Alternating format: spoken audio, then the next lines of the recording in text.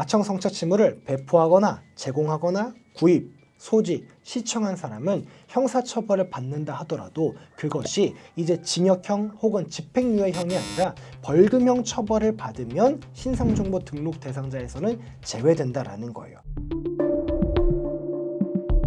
네, 여러분 안녕하십니까? 검사 출신 형사전문 변호사 법무법인 A파트의 용성우 변호사입니다. 오늘은 아청 음란물 소지 또는 시청으로 경찰에서 연락을 받았을 때 어떻게 대응해 나가야 되는지 한번 설명을 드리도록 하겠습니다. 특히 오늘 영상은요, 단순하게 내가 처벌을 약하게 받는 거 거기에서 그치는 게 아니라 신상정보 등록 대상자에서 빠져나가기 위해서 신상정보 등록을 면하기 위해서는 어떻게 해야 되는가 이것까지 연결되어 있으니까 꼭 끝까지 시청해 주시기 바랍니다. 먼저 아동청소년 성착취물이라고 이제 법에선 말을 하는데 우리가 흔히 말하는 아청 음란물을 소지하거나 시청했다는 이유로 경찰로부터 연락을 받는 경우에는요, 크게 두 가지 경우로 연락이 옵니다. 하나는 내가 인터넷에서 그런 영상을 다운로드한 거고요. 두 번째는 뭐냐, 미성년자로부터 직접 구매하는 겁니다. 실제로 요즘에 트위터라든가 페이스북이라든가 인스타그램을 통해서 미성년자와 연락을 하면서 미성년자로부터 라인이라는 메신저를 통해서 어떤 음란물 같은 거를 구매하는 경우들이 굉장히 많이 있습니다. 그런데 첫 번째 경우, 그러니까 내가 인터넷에서 다운로드한 경우, 이런 경우보다는 두 번째의 경우, 실제로 미성년자로부터 돈을 주고 구매한 경우,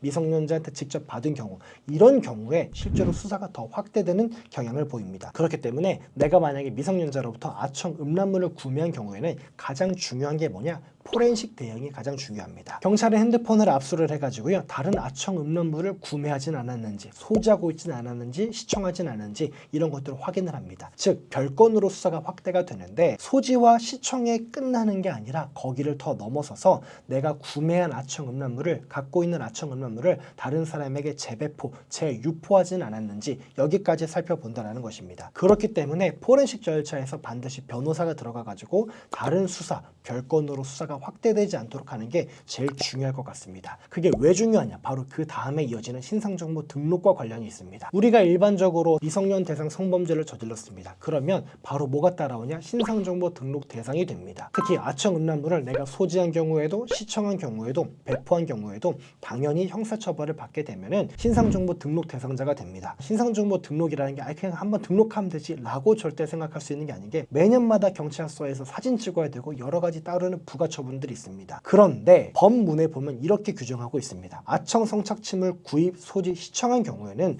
벌금형 처벌을 받으면 신상정보 등록을 면제받을 수 있습니다. 신상정보 등록에 대해서 규정하고 있는 게 성폭력범죄 처벌 등에 관한 특례법 제42조 제1항인데요. 실제 법문을 보면 이렇게 되어 있습니다. 다만 아동청소년의 성보호에 관한 법률 제11조 3항과 제11조 5항의 범죄로 벌금형을 선고받은 자는 제외한다. 그러면 11조 3항과 11조 5항 뭔지 볼까요? 자, 아동청소년의 성보호에 관한 법률 11조 3항은 뭐냐? 아총 성착취물을 배포, 제공한 경우. 11조 5항은 아청 성착취물, 아청 음란물을 구입, 소지, 시청한 사람. 그러니까 정리하면 뭡니까? 아청 성착취물을 배포하거나 제공하거나 구입, 소지, 시청한 사람은 형사처벌을 받는다 하더라도 그것이 이제 징역형 혹은 집행유예형이 아니라 벌금형 처벌을 받으면 신상정보 등록 대상자에서는 제외된다라는 거예요. 만약에 신고가 들어왔습니다. 실제로 내가 다른 미성년자로부터 아청 성착취물을 구매한 적이 있습니다. 갖고 있는 적이 있어요. 그러면 거기에 대해서 미성년자인 줄 몰랐습니다. 이런 류의 대응들은요, 절대 받아들여지지 않습니다. 미필적 고의라는 걸로 인해서 반드시 혐의가 인정되게 되니까요, 그렇게 하시는 것보다는 일단 그 신고 들어온 부분에 대해서는 혐의를 인정하시고, 그리고 변호사 선임해서 포렌식 절차에서 다른 사건으로 수사가 확대되지 않게 막으신 다음에, 그래서 요 신고 들어온 사건으로만 처벌을 받게 되면 가장 낮은 수위의 벌금형 처벌을 받을 수 있게 될 거고요. 그렇게 해서 신상정보 등록 대상자에서 면제가 되시는 게 좋을 것 같습니다. 오늘 영상 한번 마무리 쳐보도록 하겠습니다. 내가 아청 성착취물 소지, 시청, 배포로 인해서 경찰에서 연락을 받았다. 제일 중요한 건 뭐다? 포렌식 대응입니다. 그래야 벌금형 처벌을 받을 수 있고, 그래야 신상정보 등록 대상자에서 면제될 수 있다는 것입니다. 오늘 영상 보시고요, 같은 상황에 처해 있는 분 있으시면 댓글 남겨주시면 제가 친절하게 상담 도와드리도록 하겠습니다. 감사합니다.